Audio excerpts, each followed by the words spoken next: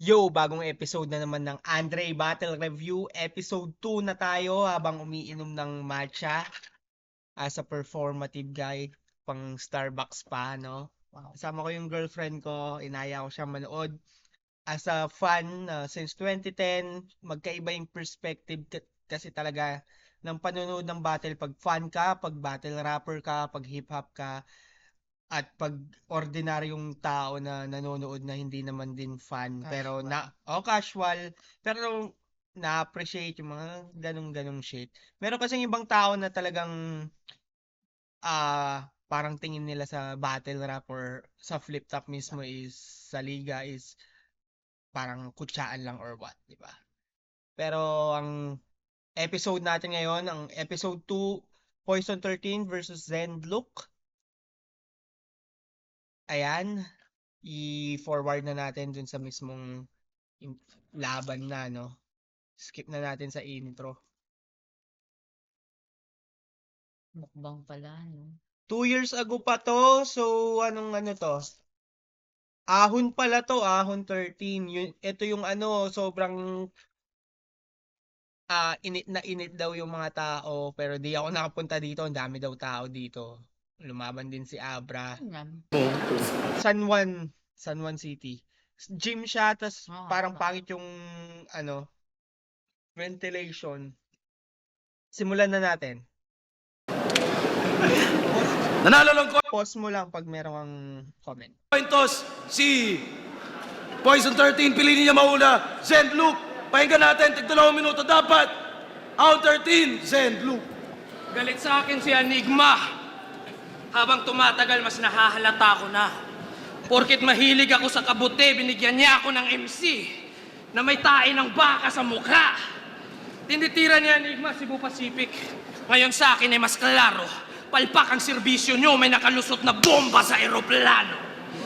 Isang taong puro paawa kontra sa pawang narsisismo. MC na puro gimmick kontra sa purong lirisismo. Disiplinado, may prinsipyo. Tapos sa akin kasasabay, mahihirapan kang makipaglamano sa taong may bakal na kamay. Pinalaki ka ng iyong inang at pinagkaitan ka ng tatay. Impluwensyado ng hamog ang iyong pagkabata. Sa kalsada ka nasanay. Dahil sa usok ng bato, sa realidad ka naging mulat. Nabalot ng kasalanan itong sinilang na hubad. Hoy, dilata! Tirik na sa kapasidad mo siguro. Kung nasanay ka sa tinapa, di mo kakayanin ang isdang oro. Mistulang pagpapatiwakal, ang pagyabang niya ng kusa. Itong tao na nagbigti, ang mga paa wala na sa lupa. Ang panlabas ay huwag husgahan. Aral mula pa pagkabata.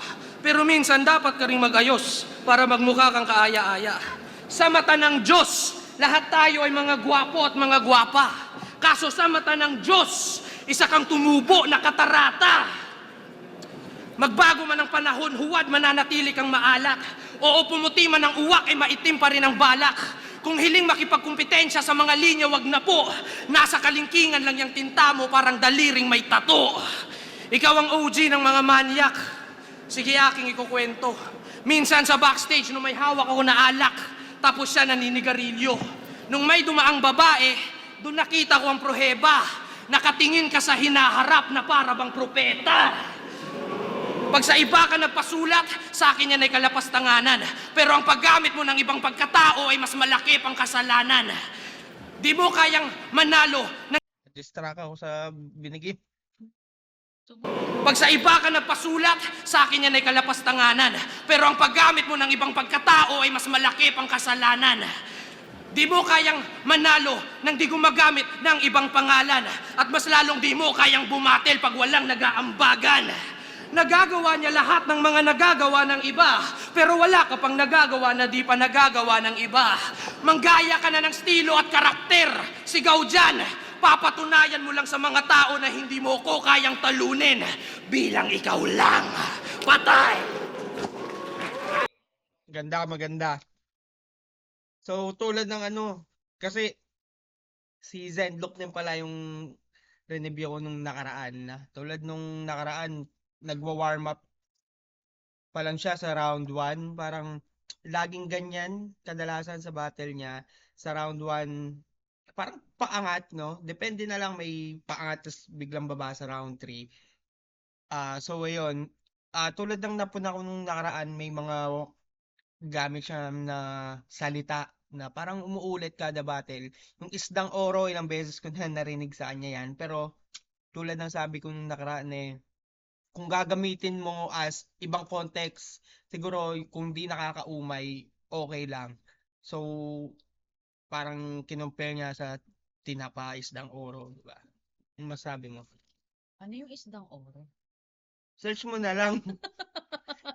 Parang ang context niya lang doon is tinapa, ito ka lang, tas isdang oro, mas malaki, mas mataas ako sa'yo. Yun Yeah. yung context. Dali mo. Yun lang. Yun na. Poison 13, round 1.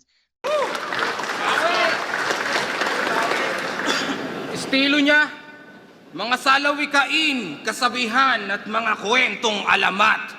Kung umasta, kala mo siya nakaimbento ng aklat.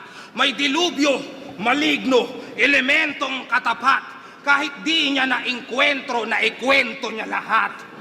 Pwes, dilubyo kong ihahatid ay siya na ring manunundo. Habang hiniheli ng demonyo ang damuhong to. Paralisado at sa panaginip may nagmumulto. Bangungutang yung nahukay sa lalim ng pagtulog mo. Kaya pinasok ko ang utak mong puno ng talinhaga. Nakakabuti subalit di nakakabuting halimbawa. Ako'y nalunod lang sa lalim, bakit pa ako tumuloy? Puro putik ang laman dahil sa daming kumunoy. Kung ikaw si Mario Hoy, ako maglilimita. Dahil kahit may kabute, tsak naman liliit ka. Gumagrabe daw yung sulat, nakakailang bara. Pag nakakain ng hiwagang nang gagaling lang sa tain ng baka.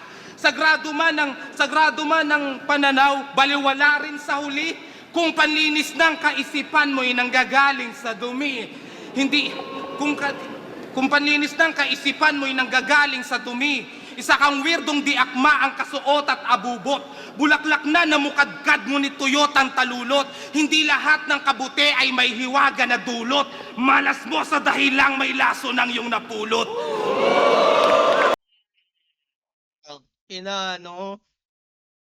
Kabute, lason, tapos poison 13. Fuck. Kamay ng iyong minuto at ng oras. Ngayon ay nakaposas. Sabay silang umikot, maghanda ka ng matodas. Dalawang kamay sa antututok. Mas lilinaw pag kinlaro. Pagtapat sa 4.20, tsak sabog ka antimano. Naghamon ng palaliman, pues mananagot yang peste. Kung mag-aamok at sasagot, masasapok yan siyempre. Bumangga siya sa pag-aakalang aarok ang leche. Kamay ng orasan mo'y hindi aabot ng 13. Sige. Woo! Ganda nun. Kamay ng orasan niya, di abot sa kanya kasi 13 hanggang 12 lang. Utang ina. Yung kay Poison, no? Tuloy-tuloy, sunod-sunod na suntok, parang walang tapon kada linya. Bar per bar, putang ina, ang ganda ng ano. Ang mahirap lang kay Poison, may tendency talaga siyang mag-choke. Ilang beses. Ano? Tsaka nag-stutter siya. So, ganun siya kalakas na marami siyang battle na siya yung nag-stutter pero nananalo pa rin siya. Kaya, kaso sa isa buhay, hindi ito isa buhay. Sa isa buhay, kaya di siya rin, isa sa mga dahilan, di siya nagcha-champion. Iba kasi sa isa buhay, isang titik mo lang, minus points na malaking, lalo kung dikit. So, isang beses napanood ko yan, kalaban niya si Luxuria, quarterfinals na ata yun ng sa buhay. 2022 or 2023 ata yun. Basta nung panalo si Pistolero, nag-choke lang siyang ganda ng pinakita niya. Ang haba ng choke. Sayang. Para sa akin, si Poison sa mga top tier. Well, lahat naman siguro ganun tingin sa kanya.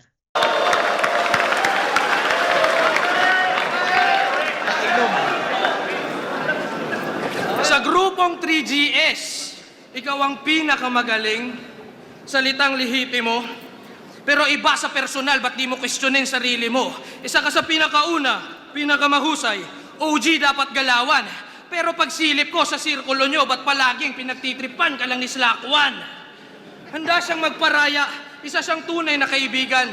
Natural, nakikitira ka lang, nakakahiyang makipag-alitan. Kaya wag kang mag-alala, di ka matutulad sa kinamumuhian mo na tatay. Kasi siya, arkitekto. Ikaw, wala kang planong gumawa ng bahay. Lumaban sa flip-top, sunugan, pulo, motus, nakasampung battle sa isang taon. Grabe, yan ay tunay. Ganyan talaga kasi wala ka namang ibang ginagawa sa buhay. Palibhasa, nakahilata ka lang sa bahay hanggang matodas. Daig mo patindero ng relo sa sobrang dami mong oras. Palaging nasa isa buhay. Mahina ka, yan ay dehins. Pero hanggang una at ikalawang hakbang lang, pumupurol ka pagdating sa semis. Magaling lang sa umpisa ang kalidad ni Siraulo. Bayonetang sira. Nawawala talim sa dulo. Tas sasabihin may depresyon, mas mukha kang kupal mula ngayon hanggang bukas. Hipokrito, malamang kauri mo si Judas. Alam ko, ba't ka nandito? Di ka na makakalusot kay Lucas. Mga kagaya mo na lason ay nagpapanggap na lunas. Piliin man maging salbahe o magmakaawa ka loko. Pero itim man o puti ang tupa, parehas lang nilalapan ng lobo. Ang seryoso ay patas lang sa komedyante, alam mo. At dahil patag ang entablado, magpapantay ang paa mo. Nakatatlong ipi na ako kumpara sa'yo. Kawawa kami, amigo. Kakantsawan ko ang iyong bunga kahit ang pagtatanim ay di biro. Di tayo magkaantas, ikay mababa, imposible. Parang baril sa eroplano, nasa taas aking kalibre. Ayaw niya sa dalaga, yun ay nakakabalisa. Mas gusto niya sa single mom, yung may kasama ng isa. Pero di ba nakikitira ka lang ng bahay? Yun ang naisip ko, malala. Di mo nga kayang buhayin ang sarili mo, ibang tao pa kaya. Sa'yo na ang crowd. Sa'yo na ang crowd, alam na natin yan mas klaro. Mananalo ako kung ang hurado hindi babase sa reaksyon ng tao. Mas marami pa akong aral na natutunan sa'yo dito, walang hinto. Ikaw nga yung pirata, pero ako yung nakahanap ng ginto. Mawawala, mananamlay, mahihiya din na pareha. Di ka nagaganahan pang lumaban tipang wasak ng karera. Sasabihan ko si Enigma, natanggalin ka na pagtapos ng ahon. Tandaan mo ako'y buntot ng alakdan, papatalsikin ko lang tong lason. Patay! Okay, siguro mas umangat ng konti lang yung round 2 ni Zenlok sa round 1 niya. At di ko pala nabanggit, round 1 para sa akin, Poison yun. Siguro, parang perfect no? 10-8, ganon. Hindi siya dikit, pero hindi siya ganun kalayo. Itong round 2, siguro kung round 2 ni Zenlok laban sa round 1 ni Poison, ano pa rin, burado pa rin. Pero tignan natin kung same energy si Poison 13.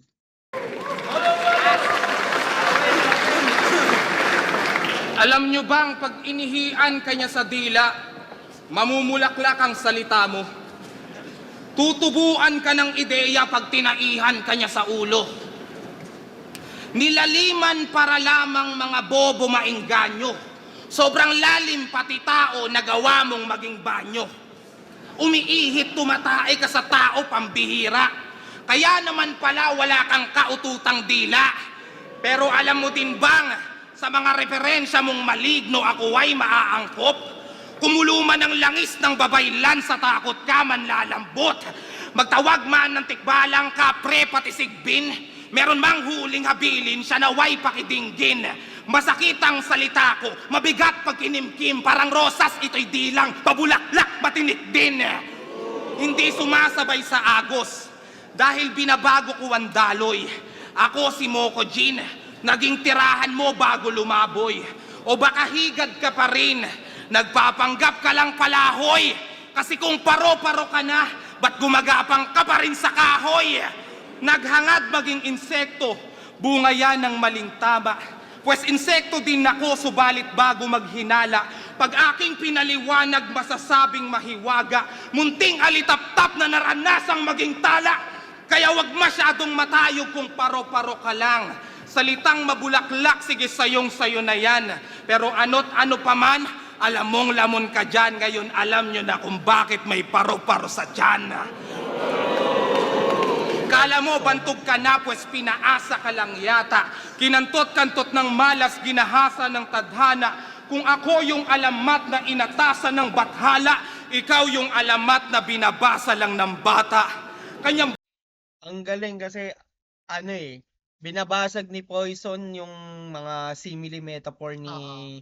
Zenlok, at the same time parang pinapakita ni Poison ganito gumamit niya na Puro ginagamit kasi niya rin. mabulaklak yung ano ni Zenlok eh. Tapos kasi merong minsan ang dating dinidebunk mo yung kalaban mo tapos bigla mong gagawin. Parang ang dating hipokrito ka eh. Pero yung si Poison 13 dito parang pinapakita niya lang na mas magaling siyang gumamit ng ganun kaysa kay Zenlok. Na, Tinapatan niya. oo, tinapatan niya, hinigatin niya, kumbaga. Galing. Ng bathala, ikaw yung alamat na binabasa lang ng bata. Kanyang bukas na antala at humulas na ang tawa at humulas na ang tama. Kanyang bukas na antala at humulas na ang tama. Sinasabi ko eh, madalas Lagi siyang magkaganon eh. Oo. Feeling ko dahil sa difficulty ng mga sulat niya yan eh. Ewan ko lang kung paano siya magkabisa, kung konting oras lang ba. Pero sa Baka hirap din difficulty rin talaga niya. siya sa rhyme scheme, gano'n. Yeah, pwede, Oo. pwede. Pero feeling ko, ako lang personal, tingin ko dahil din sa difficulty ng sulat niya. Kasi ang hirap ng ginagawa niya rin niya eh. Tawa at humulas na ang tama. Kanyang bukas na antala at humulas na ang tama. Walang lun. Saba. Kanyang bukas na antala at humulas na ang tama. Laking bulas man ay todas pag ng dugas at ng daya. Walang lunas pag ng hawa. Ako'y hudas mga yawa. Pag bumutas walang kupas itong Lucas nyo kawawa. Ano Lucas, ganun ba? Yung taglay mong alindog, may tugmaan ka at lalim, yung punto alindon. Ano Lucas, ganun ba? Kadaliyang matimbog, bilang lang ang nagsabing galing nun. At yun ay ang mga taong hindi kayang gawin yun. Sayang yun, eh. Papunta na sa rhyme dulo eh. scheme, sa rhyme scheme yun. Pero sayang, patapos ni. Sayang, ang ganda sana kasi ganun ganun yung flow ni Zenlok. Kung kuhang-kuha niya yun, perfect na naman. Pero lumaylay lang ng konti, pero tingin ko lamang pa rin si Poison dito. Siguro 9 tapos 9.5. Dito dumikit para sa akin, dumikit na. Dahil lang doon, pero kung na-perfect ni Poison yun. Ito, simpleng tanong lang. Sa kuryosidad ko nasilip. Ilang beses mo lang ba sa buhay mo nagamit ang iyong isip? Imbalido na yata ang utak at talino ni Punggok. Parang namatay na bulkan, hindi na aktibo ang tuktok. Pinersonal ni Akata, tinodas ni Zaki yan ang storya. Sinigundahan ni Elvis, tapos lakwan at luksurya. Pako na lang sa kabaong itong labang to aray. Bukas yata ang aking ikatlong mata. Kasi itong kausap ko matagal ng patay. Minamak niya si Batas pero sablay. Nakakahiya sa mga tao. Kung gusto mong gayahin ng Panginoon, pwede namang sa krus kita ipako. Umuuri na yung mukha mo, humahango na sa kanila. Pag sinundan ng bakas mo, bakat ang sapatos ng iba. Ano mang tayo-tayo talinghaga ang aalalay? Anong magagawa ko kung sa personalan at bastusan ka nasanay? Ako na narsisistik at mayabang. Ako nangit sa puwera. Kaya ako nagbubuhat ng bangko dahil aalis na ako sa lamesa. Pagdating sa simpleng tao ay wala ka pa rin sinabi. Di lang anghel pero pang demonyo ang mensahe. Akin ang panalo, buwaya na kung buwaya. Di ako nakikinig kay Moira, di ako marunong magpaubaya. Reference. Gigil na aliwin at baliwin ng mga bata. Gigil na aliwin at baliwin ng mga bata.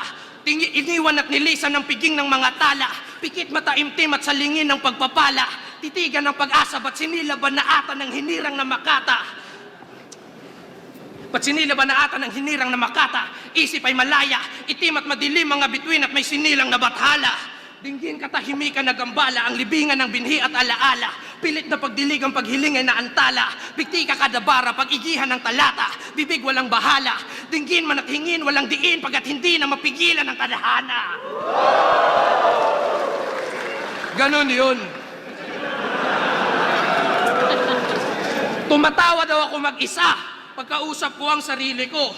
Paanong hindi ako tatawa? Pumasok ka sa isip ko. Ano ang nais mong tunog? Dapat ka magnilay ng husto. Anong silbi ng boses mo dito sa maingay na mundo? Sa laban mo kay Akata, tinira mo mga gumagamit ng damo. Pero sa itsura mong ganyan, mas mukha kang tulak ng ano. Sana ma-set up ka ng pulis, pagbintangan hanggang mahuli. Tapos pag nakakulong ka na, doon lang kami maniniwala na ikaw ang susunod na luni. Maligayang pagdating sa hinaharap, sa paglalakbay mo mula kahapon. Ako ang hindi mo maganda na araw, di ka nagaganahan pang bumangon. Napaaga ang iyong pagre-retiro, di ka naaabot sa paglaon. Ako ang lasinggero, ikaw ang alak. Tumba sa akin tong lason. Patay! Malakas, Ganda. Ganda. Gumanon. Tulad nung prediction ko na paangat ng paangat yung kay Zenlook. Ang ganda ng round 3 niya. May konting slip-ups pero hindi napansin dahil nabura sa ganda ng round 3 niya, no? So, ayun, tingnan natin yung kay Poison kung mababawi niya yung konting stutter niya kanina.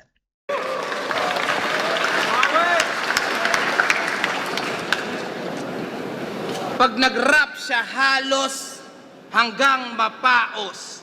Maripos ang umabot ng 22 daw anyos. Nakalaban ni Apok paro-paro daw tapos tinapakan lang ng caterpillar niyang sapatos. Kaya si Marco Lacson naging Apok Carbon. San Telmong Pyromaniac pag nag-rap to arson. Pero kung nais mo ay lalim ngayong ahon, isdang oro ka lang na lumaban kay Poseidon. Siya daw may hawak Nagamit na may isang oro. Kasi ginagamit talaga ni Zenlook yun sa mga laban niya. So, yun. Tinapat. Naano na rin ng mga kalaban niya kung anong mga salitang ginagamit niya. isdang oro ka lang na lumaban kay Poseidon. Siya daw may hawak ng sulo, hoy nakaririn. Galing, no? Kanina, tinapa ka lang ako isdang oro. Ito naman, parang narebat siya na ano, para siyang narebatan na kanina, tinapa ka lang isdang oro. Tapos ito naman, isdang oro, tinapa kay Poseidon, no? So pa itatapat mo doon kung mythology lang ang pag-uusapan, di ba? Kay Poseidon. Siya daw may hawak ng sulo, hoy nakaririndi na. Paulit-ulit sinasabi nakaiirita. Laging may hawak na sulo, nakakagigil, di ba? Paro-paro ka lamang dati, ngayon liberty na. Habang buhay niya nang itataas kanyang kamao. Liberty, kaya naman pala nakakabato. Labis na admirasyon sa sarili niya nako. Ngayon sisihin mo sarili mo sa kakaako. Sa salitang puro ako, yung linya niya nabubuo. Galing ka sa hinaharap at ngayon ka nang gugulo. Sapagkat parang si Doraemon lamang ang damuhong to.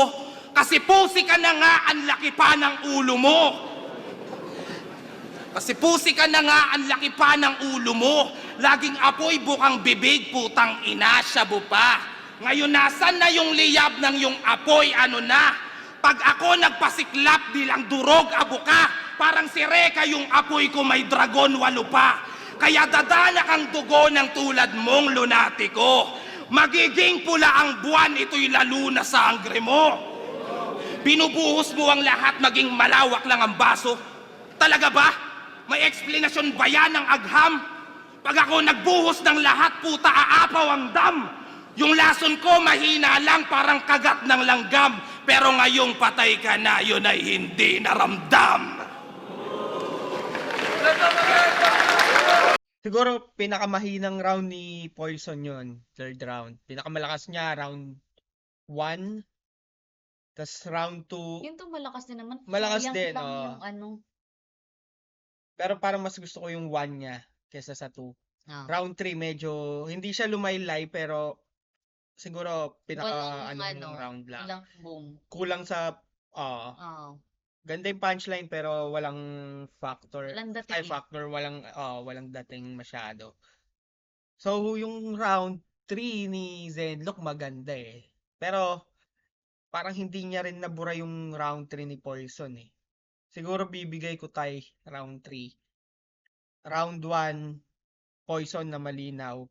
Round 2, mas dikit na Poison. Round 3, siguro tie. Tingnan natin. Zenlook versus Poison 13. Mag-ice 1 beses para sa kanilang pareho.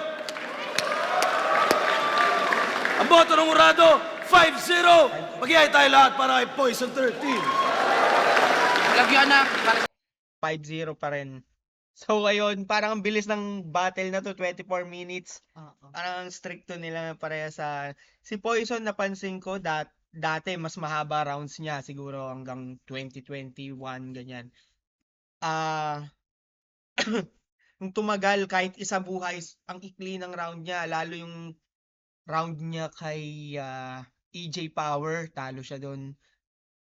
Grabe yun, ang ikli ng round niya. Pero maganda sana yun, pero ibang EJ Power na, ang ano dun eh, ibang EJ Power yung lumaban dun. Grabing galing ibang bansa kasi siguro sinulit niya na sa buhay to, galing pa ako ibang bansa. Parang lalampasuin ko kayong lahat. So ayun, tapos na agad, no? Wala kang ibang sasabihin. Wala naman. Siyempre, Poison yan. Idol ko si Poison. Siya lang kasi kilala niya tsaka si Ay, PL. grabe naman. Sayang di kami manunod ng ahon kasi dalawa sa gusto niya, si Poison tsaka GL. Kasi grabe utak ng mga to. Kung literatura lang, kung sulatan lang talaga, yung dalawa. So, siguro kung magpe-predict ako, GL o Poison, kung handang-handa, ito sa totoo lang, kung handang-handa, yung talagang walang stutter, walang slip up, walang choke. Feeling ko Poison yun eh.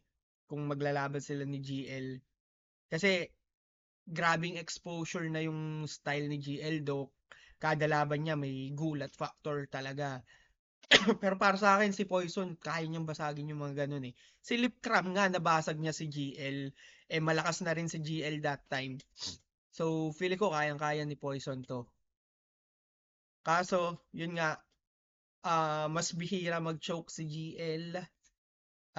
Sinabi niya rin sa mga interview, kada round siya magkabisa. Hindi niya susulatan yung round 2 hanggang di niya kabisado yung round 1. Kaya ang galing ni GL magsulat, mag-isip, tapos dalawang laban yun, isang Royal Rumble at isang 1v1 sa ahon. Magkaibang araw nga lang ata yun.